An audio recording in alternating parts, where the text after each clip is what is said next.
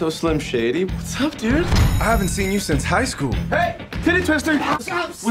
So were you guys anything like your characters when you were at high school? I was exactly like my character. He was long hair and I really was. I was a jock. That was pretty much it. And I titty twisted every person that looked like Jonah that walked by. But I never got titty twisted. I was always. You laid those fools down.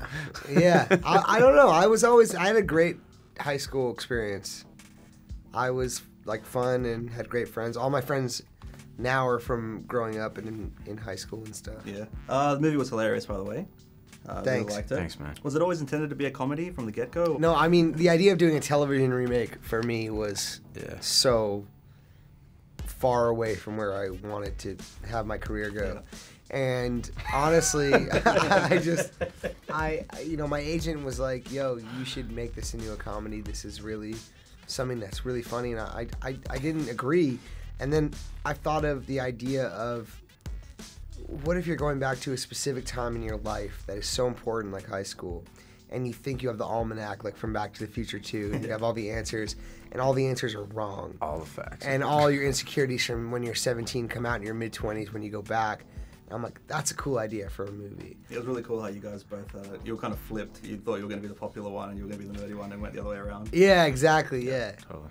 And if you could make a Bad Boys meets a John Hughes movie, that would be cool. It's a good way to put it, actually. Yeah, that's what we tried to do.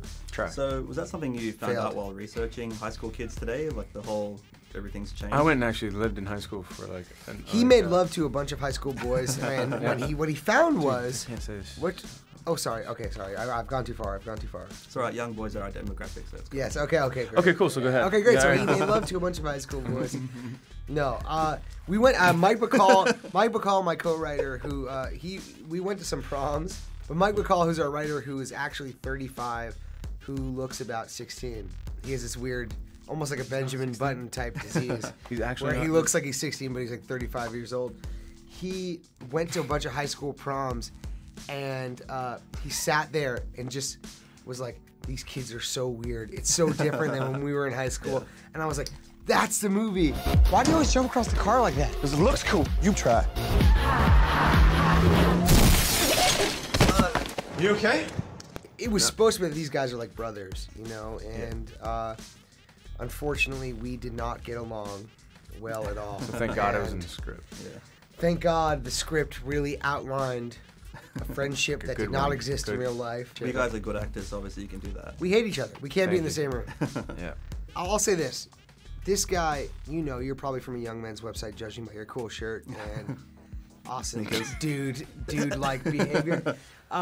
You know, for Chan to come do this movie is ballsy and cool, and that's all I look for in myself as an actor and everybody else as an actor, is to go, thanks, buddy. What's the ballsy move here? You know, he took a leap of faith, and I think he's the funniest guy in the whole movie. If I wasn't funny, like if things, I would have the shit kicked out of me right now if he was not funny in this movie. Do you even know the Miranda rights? Look, it obviously starts with, do you have the right to remain an attorney? Did you say you have the right to be an attorney?